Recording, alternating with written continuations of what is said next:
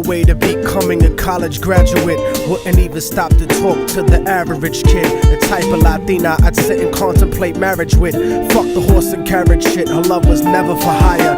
Disciplined, intellectual beauty's what I desire. Flyer than Selma Hayek or Jennifer Lopez. Everyone told me kicking it to her was hopeless. At first I just thought she didn't mess with broke kids. The thug niggas always talking about how they smoke kids, but the rich sniff coke kids got no play. I'm not even interested what her body language would say. Everyone around the way gave up trying to get in it, cause didn't matter how good your game was, she wasn't with it. All the block bitches was jealous but wouldn't admit it. Talk shit and deny to everyone that they did it, cause they regretted the long list of niggas that they let hit it. And no one ever gave them shit except McDonald's and Diddick. Smoking weed with thoughts of envy whenever they lit it. She spoke intelligently and they bit it, always trying to copy, but when they tried to use her vocab they sounded sloppy. She had a style all her own, respectful and pure. I was sick in the head for her and there wasn't a cure.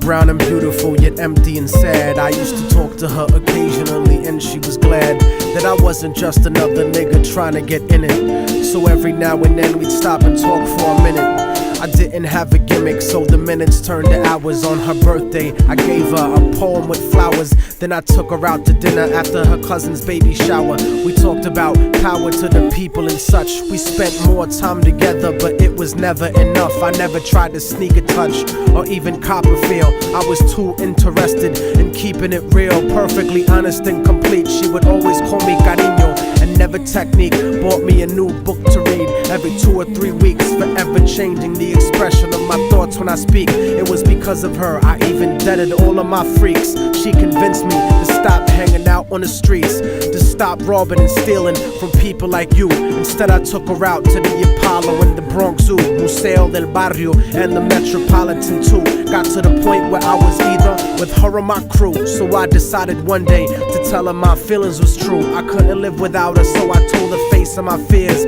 But honey's only response was a face full of tears. She could only sob hysterically, holding me tight. I tried to speak, but she wouldn't stop until I left sight. I felt like a moth who got himself too close to the light. Except I didn't burn, I turned cold after that night. Don't you know that time waits for no man, and our fate is all planned.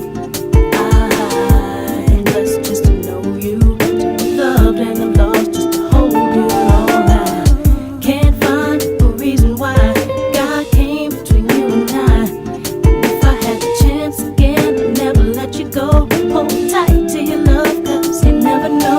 I went on with my life, college and my career. Ended up locked up like an animal for a year, where the COs talk to you like they were the overseer. Then I got sent to the hole when my exit was near.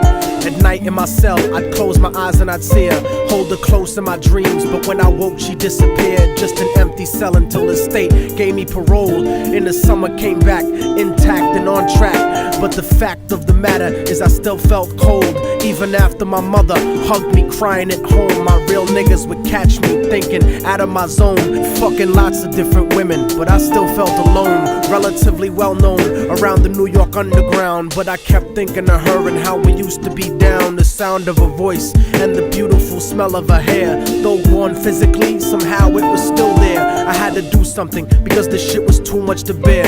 So I went and visited the building where she used to live. The world looks a lot different after you do a bid. Your way of life done changed, while primitive minds are still stuck in the same game. Like her cousin who was on the corner slinging cocaine, stepped in the lobby and tapped the button next to her last name. Her mom buzzed me up and hugged me up like a mother order, but her facial expression changed when I asked about her daughter. For no man, and our fate is all planned. I'm blessed just to know you, to be loved and I'm lost just to hold you all. I can't find a reason why God came between you and I.